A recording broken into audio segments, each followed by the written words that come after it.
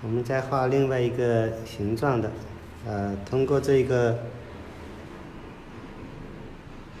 牡丹给我们的参考啊，画一个这样斜过来的一个构图啊，这样斜过来的一个构图啊。我们先把这个叶子画一下，组合出这个叶子的不同的角度。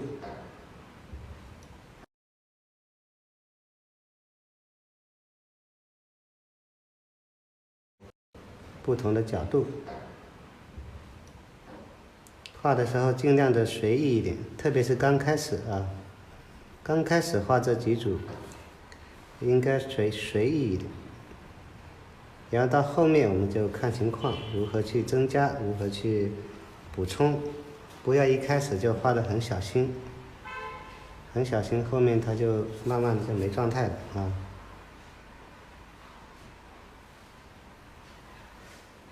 我们这样画一只，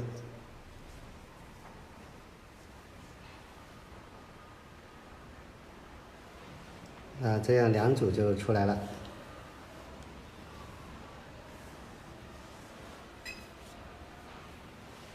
这一只叶子我们让它穿到这个枝干，让它有一个遮挡，形成一个长路不要让这个枝干全是露出来的，我们让它长起来，有一个穿插。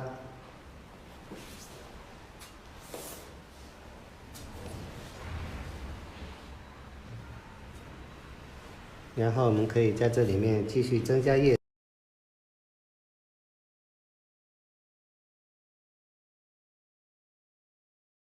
让它形成一大组突出右边这一组单的，这样它就会有一个对比关系。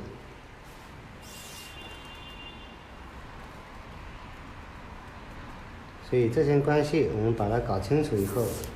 可以自己随意的去增加，但是前提是要把这些关系搞明白。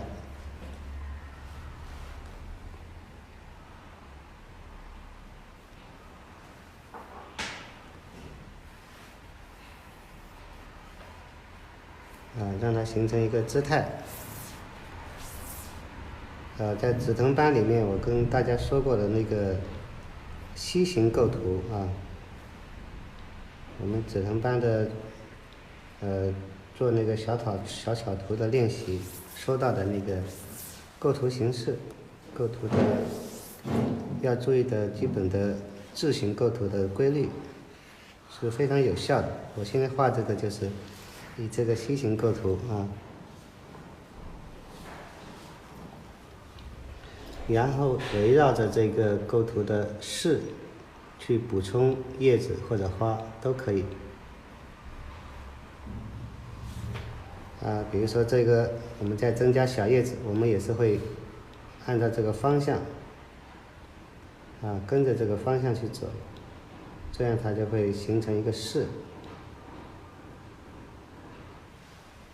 左边多右边少的这种关系。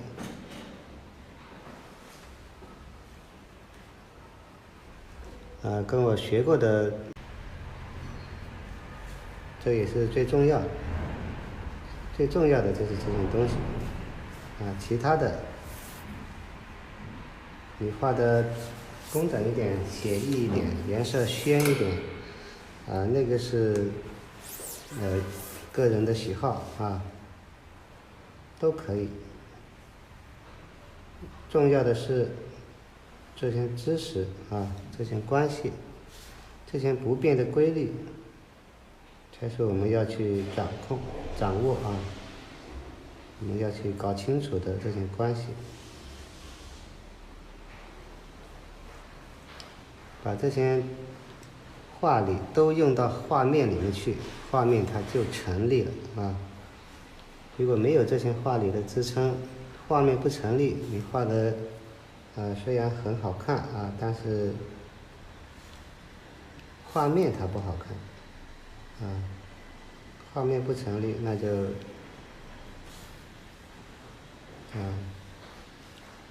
其他的东西就跟不上。所以这个关系要在前。我们画画的都知道啊，画画就是在画关系，就是在处理这些关系。也可以把它画得很工整，画得非常漂亮，但是画面首先要成立，所以要训练这些能力。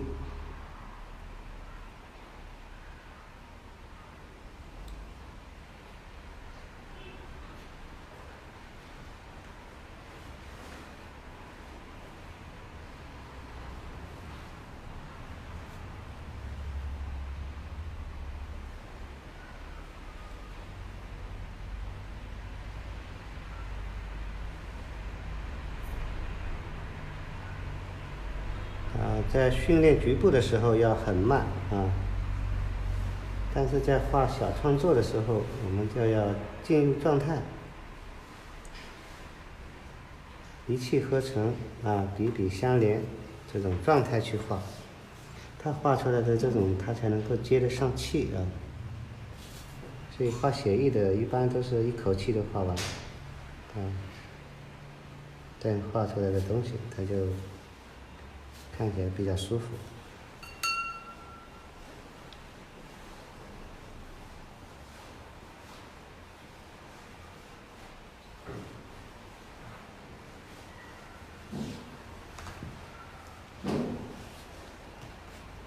我们也可以把它画得很多，也可以把它画得很少。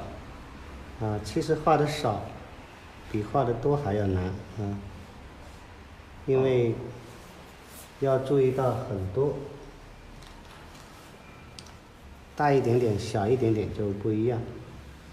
画得多它相对容易，因为它很多地方它已经省略掉了所以画得少会比画得多还要难。难就难在经营位置，难就难在如何去把这个画面的这种各种空白经营好。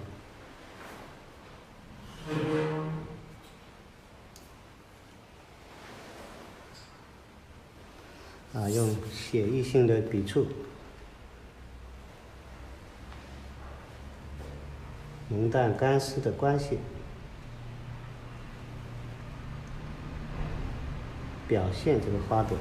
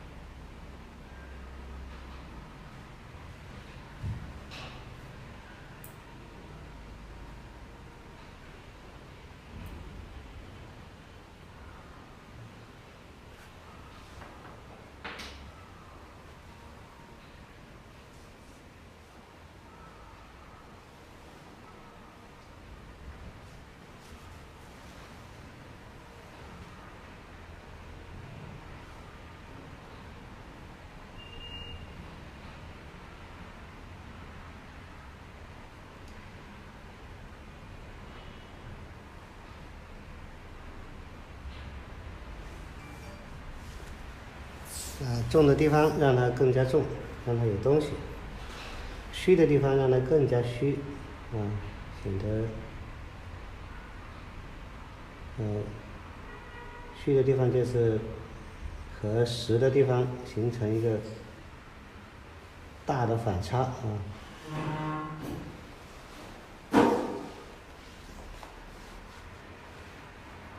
这是虚的地方，还有更虚的。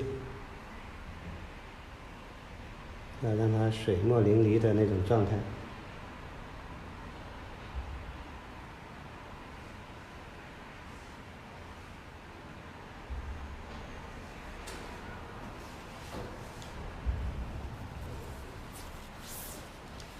然后我们再去增加增加一些密的。我们也可以在这里增加一朵颜色不一样的花目的是让它密得更密。我们可以在这里躲着一朵花，加了一点藤黄的。我们让这一朵花藏在这里。刚才我们画叶子的时候这里是2组叶子，这里是1组叶子。那么我们把这个2组叶子后面又加了一朵花，它就显得更多了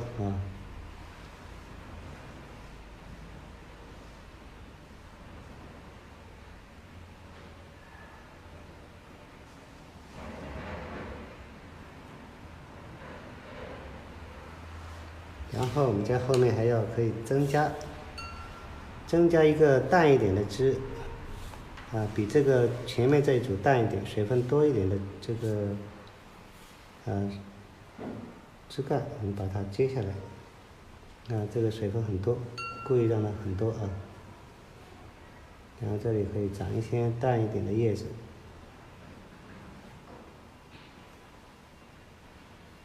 这样淡一点的叶子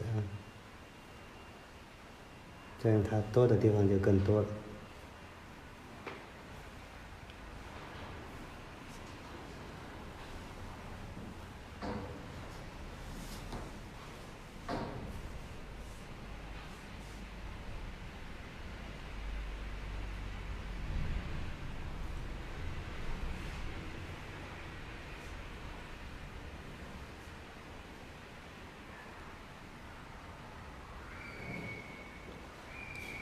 还是一样，虚实相生。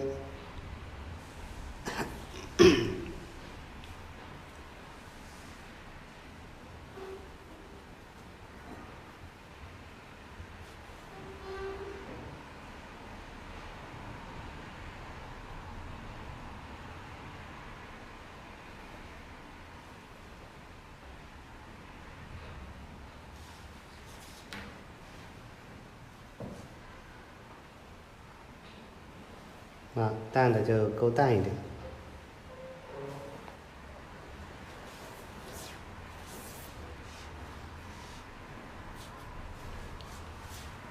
这里可以加一个小花苞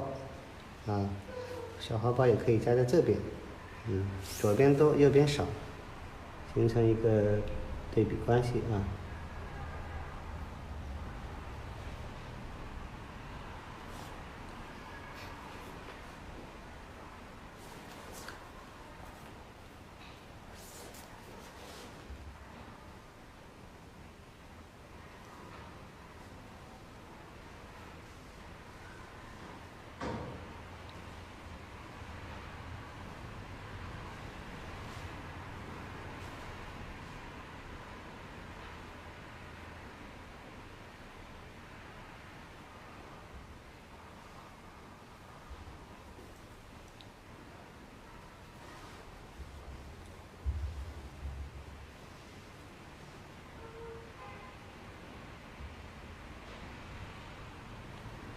像这些叶子，我是方向这些方向我是故意让它这样下来，和它形成一个势，这边全是往上形成一个反差。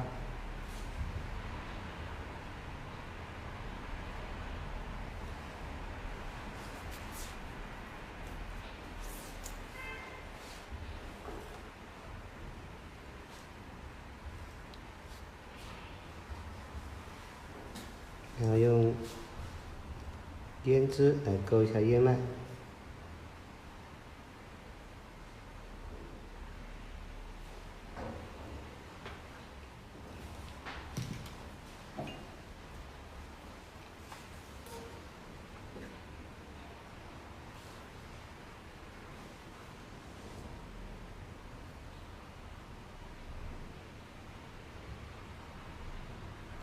这个用笔要肯定，几笔就把这个小花苞的形状画出来就行了。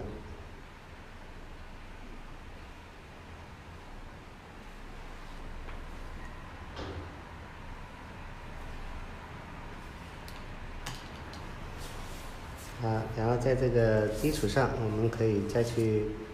增加，也可以画叶，也可以增加花，也可以不画，就这样也可以。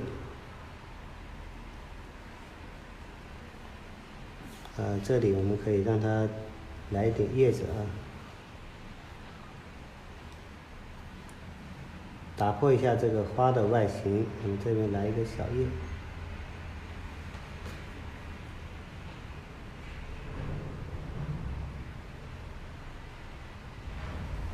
让它有一个层次。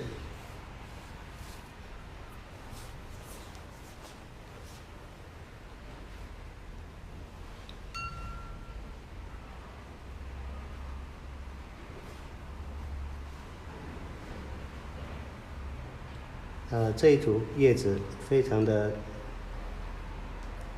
这边这一组叶子我们还可以再增加让它非常密，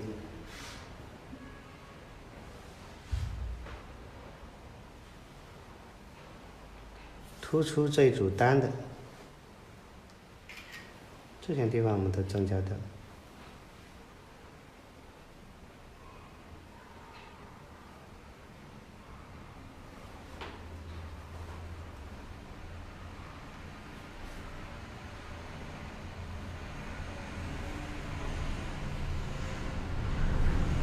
然后我们再来一点虚的，虚的就是最难的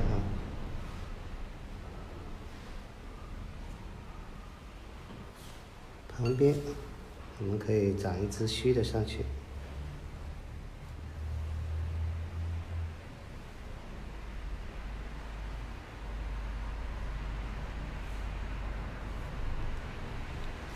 也是配衬一下。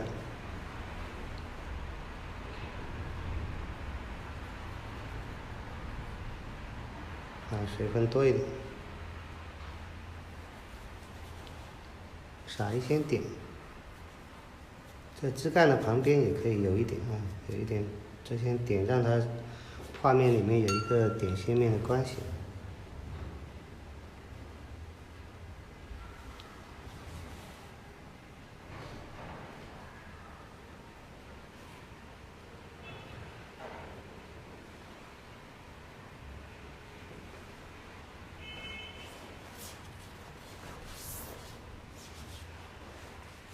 虚的衬托出实的，实的也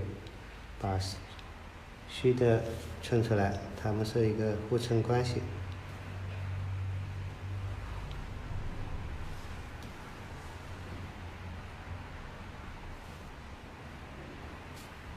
这里的虚就会把前面的实衬出来，这里的虚就会把前面这些实衬出来。